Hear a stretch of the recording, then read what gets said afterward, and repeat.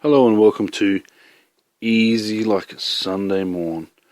I'm your host, Shane Lockwood, and this is episode 45, for those who keep records of that sort of thing.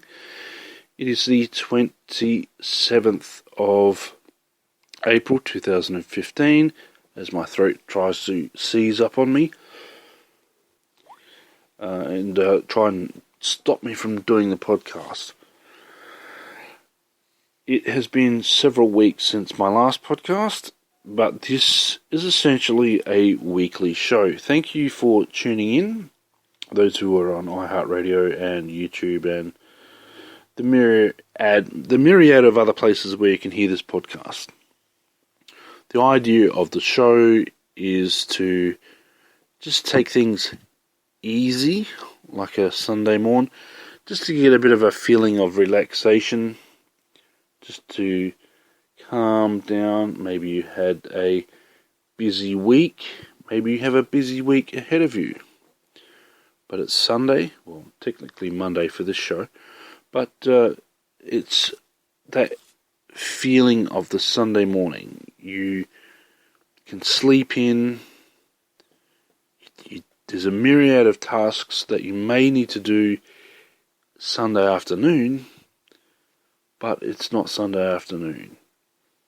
You can get up, have a bit of a breakfast, just relax, read the paper, listen to the sound of my voice, and so on and so forth. The point of the show is to be the opposite of the hard sell, the fast talking, the people trying to pull a fast one, to pull the wool over your eyes, to con you into spending money on things that you don't need and or want. The hard sell, and but at the same time providing you with entertainment and news and a little bit of science thrown in, things to think about.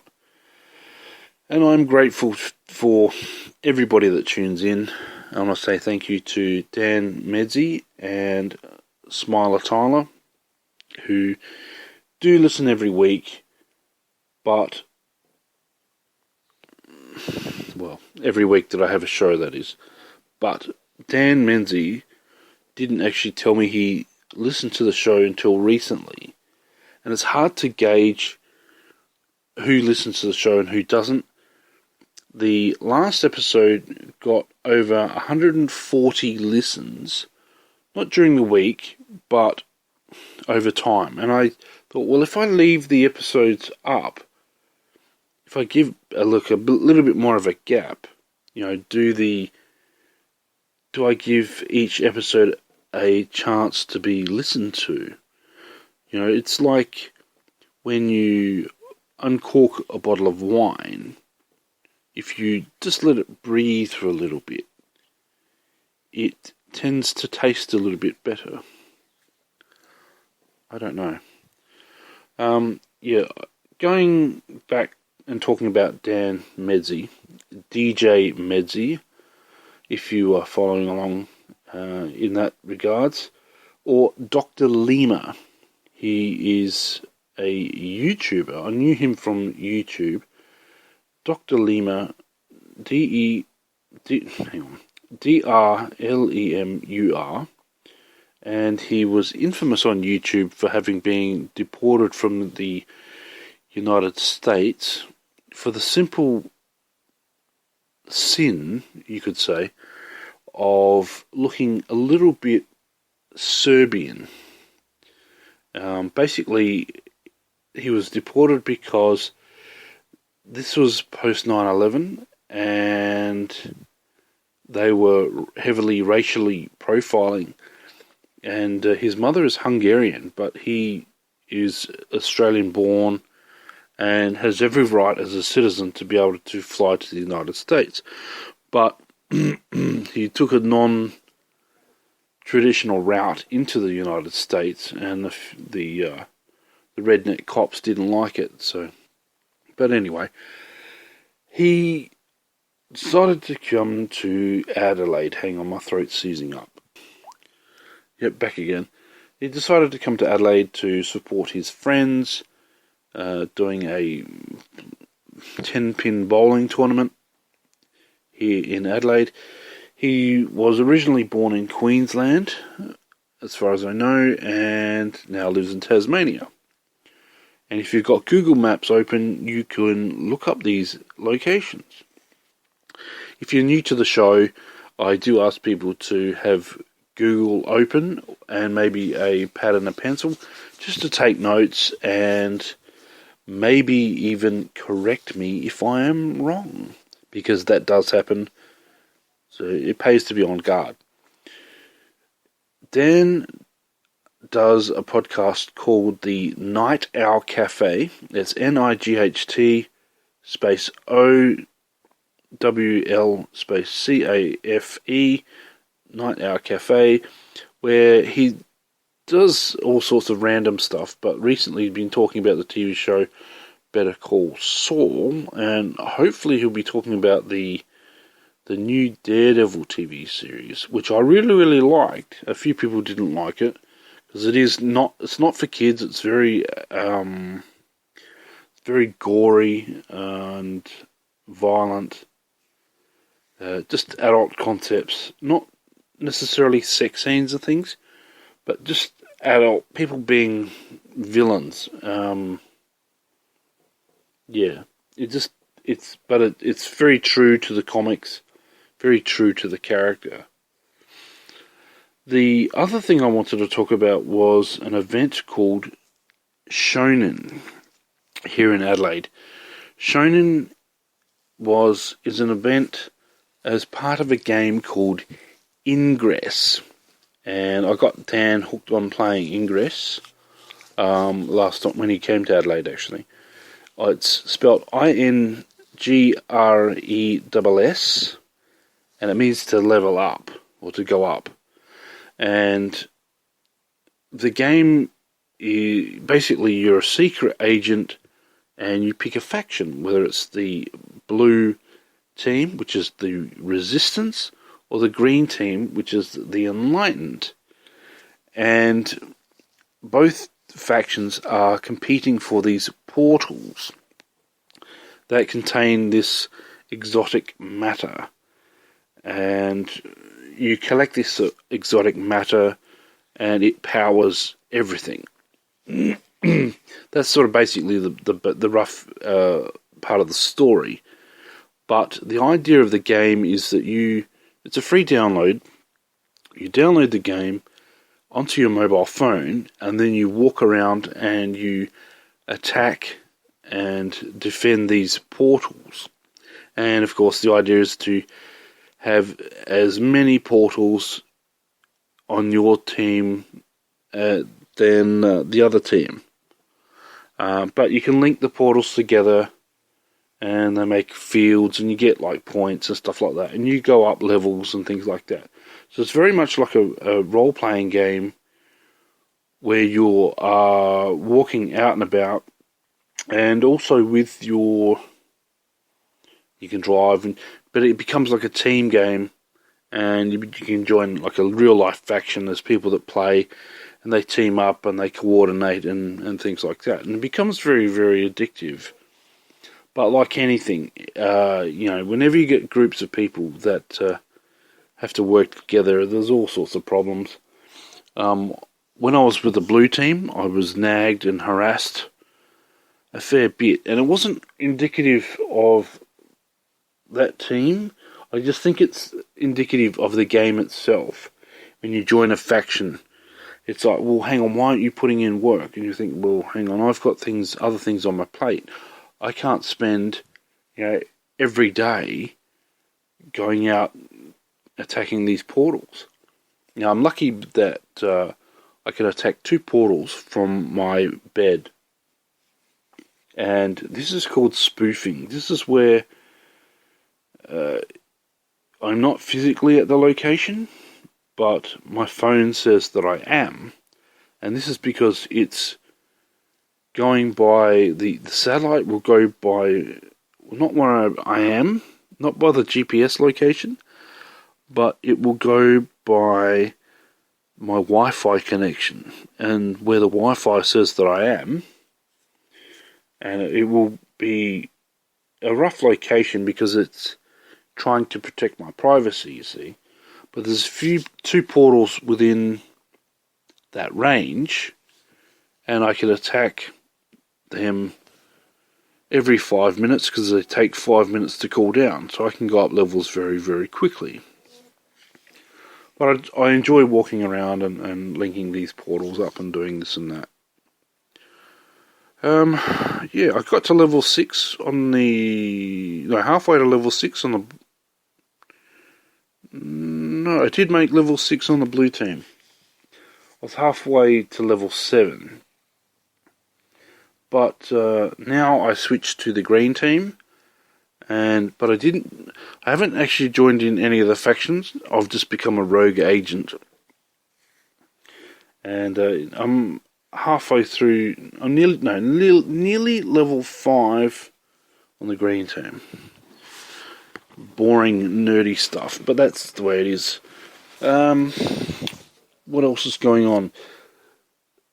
Last weekend was the Star Wars celebration. Star Wars celebration in Anaheim, California. And they had all the old stars and the new stars of the Star Wars movies, and they interviewed them. They had different panels. It's actually quite interesting. The funny thing was, they showed the trailer, like another teaser, a little bit longer for Star Wars Episode 7, The Force Awakens, and I went and did a reaction video to the trailer. And the funny thing was, when I went to upload the video, and it was partially my fault in the fact that I thought, will YouTube allow me to have a few screenshots from the trailer? Because a few of my friends have said, why don't you do a picture-in-picture of the trailer while you're watching it? Now the problem is I don't have the technology, the software to be able to do that, and I wanted to prove a point in that certain companies do not like it. They do not like YouTubers at all talking about their products, whether it's good, bad, or indifferent. They only allow certain individuals to have free and open access to their content.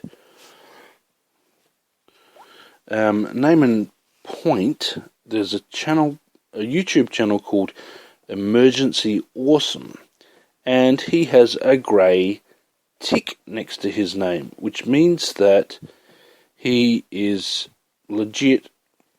Well, he's not really legit, but he's got enough subscribers to make a difference, really. A lot of his information is wrong, and it's just annoying that he's given any credibility whatsoever. However, he has the rights to play Star Wars trailers, the full-length thing from start to finish, uninterrupted, and then have commentary on them. Now, you think that most people would be covered by fair use. However, the algorithms, that means that people are not involved in the process. The algorithms hunt down footage and thumbnails and anything that looks like copyrighted material, and they can lay claim to it, and they can stop you from using it. In my case, I wasn't given a strike, and I wasn't given any nastiness. but I cannot have thumbnails. I couldn't use the custom thumbnail that I'd used just for that video. They wouldn't let me do it. It wouldn't let me use it wouldn't let me choose thumbnails from inside the video itself and such, right? So anyway, I uploaded a video just from my phone, just a very quick video saying, give me back my thumbnails. So, and on that video, I couldn't adjust my thumbnails. So it was on the last video that I did that they finally allowed me to pick and choose my own thumbnails. So you've got to be very, very careful with these sorts of things. Disney does not like it when you're using their properties. Now, I'm umming and ahhing whether to just delete that video and re-upload it, minus the Star Wars screenshots, and just have my thing the way it was. But they pinged me with I've got another channel, and they pinged me with the Godzilla logo. Godzilla, yeah, it was just a screenshot from the 2014 Godzilla film, and yeah, they laid copyright claims on it, and you think, oh, geez. And of course, you've got to prove that you have permission to use it, and etc., etc. And I didn't, so I couldn't. Anyway, when I uploaded the give me back my thumbnails video, that video got 4 thumbs down in an hour. Within an hour, one of those people was two of those people were subscribers. One US and one from Australia. The one from the US unsubscribed. The other two were from the US, but they weren't subscribers, which is weird. You know, like, how on earth would they have seen the video? Because there were no tags on it. And the other thing was, the Australian that gave me the thumbs down didn't unsubscribe. Now, I can only think of one person who has anything against me, publicly, of course, that I can think of that would attack me this way. And it was all because I censored someone who was posting racist material on my Facebook wall. And I don't appreciate that. I don't think that you would appreciate it either. I think that you would either censor the guy or unfriend him. And of course, then he made a big kick. He kicked up a stink, and then tried to name and shame me publicly, tried to drag me through the mud, and I just wasn't going to have it. But he had me over a barrel, because if I had unfriended him or blocked him, it was done to make me look bad. So now I'm stuck with this guy that I don't like in my friends list, and he's down thumbing my videos, and he unsubscribed to my channel, both of them. No, I'm not going to mention any names. Dear. But yes, that was the other thing.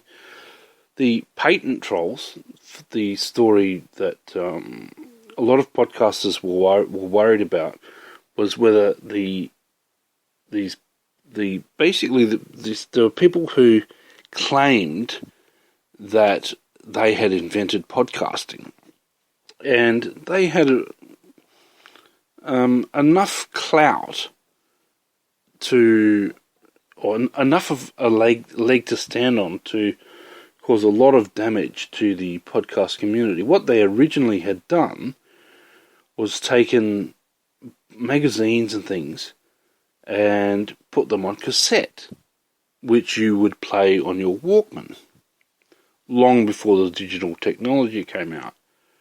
So what they had tried to say, well, we patented the term podcast.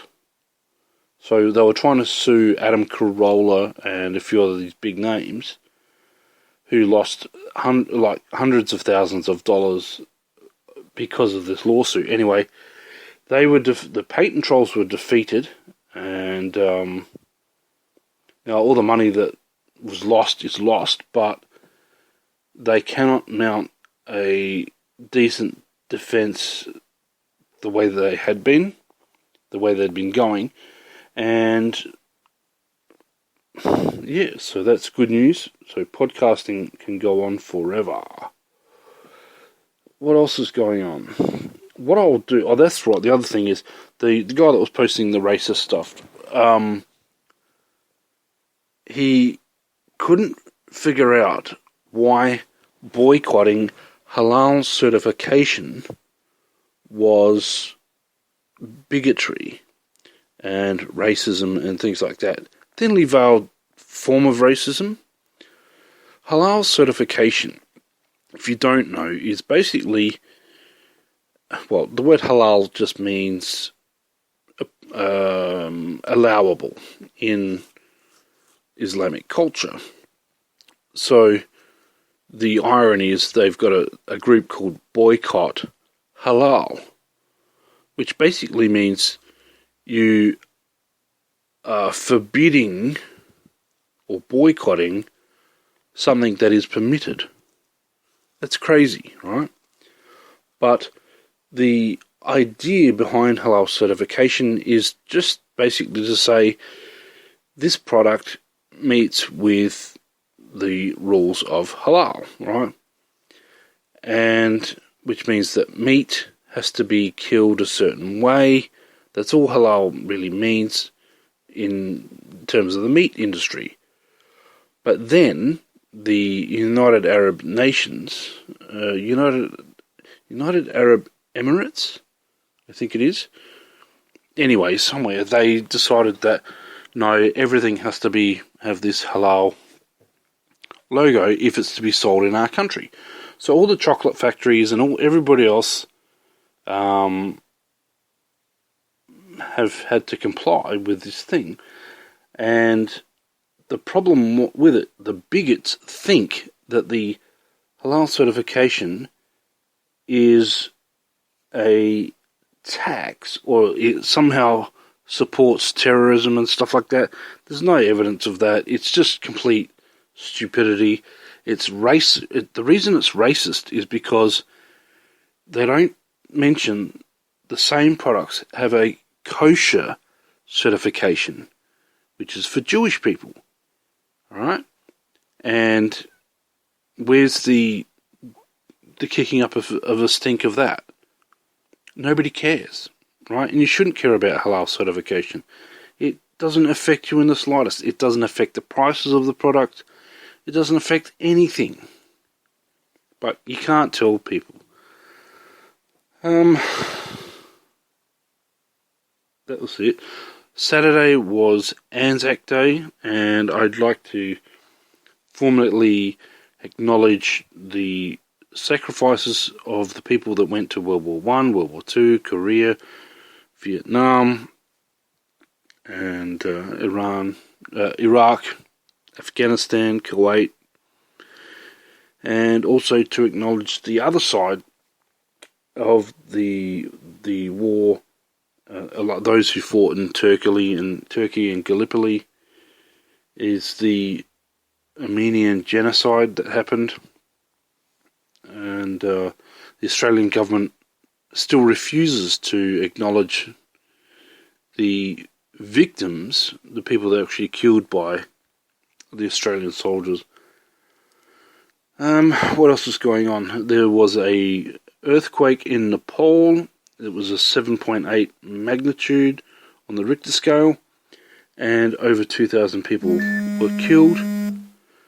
And that's Ingress notifications beeping while I'm recording. People are attacking my portals. Ah! But anyway, I'll get back to that. So we got less than 5 minutes. So what I'm going to do is educate you people on a few science facts.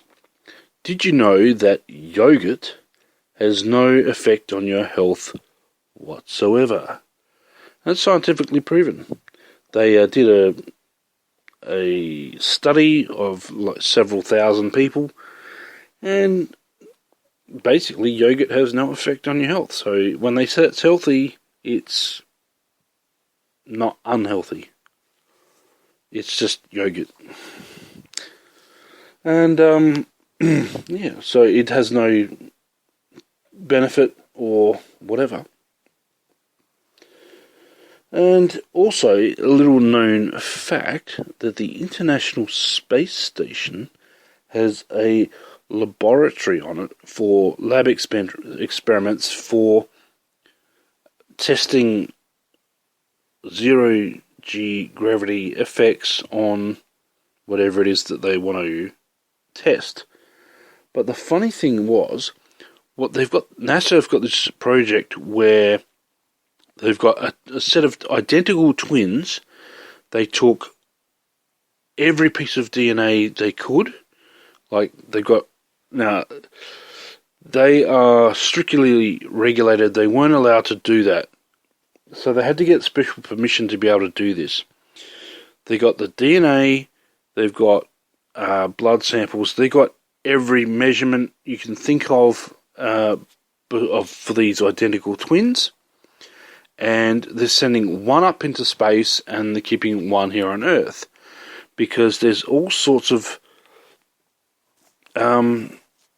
bad effects of weightlessness for extended periods of time. And things like, and going through the atmosphere, going into orbit and things like that. You are exposed to a whole heap of gravitational forces and things like that. And what they've found is that every single astronaut who's come back to Earth has eventually gone blind because the lack of gravity does a lot of damage. See, the gravity holds the fluids in our brain in like inert, so they don't slosh around. And also the optic nerves. Gravity sort of keeps everything nice and smooth and together and things like that. But less than 2 minutes. But yeah, we need gravity. Female chimpanzees hunt with tools. That's a little thing. And it turns out that Dr. Oz and all the TV doctors are all scammers. So just be aware of what you're looking at and listening, and do question everything. I get a lot of my details and scientific facts from Star Talk Radio. I get them from Stitcher front page and Skeptics with a K. There's a whole heap of them. And I want to thank you guys once again for tuning in and listening to me ramble on every single week.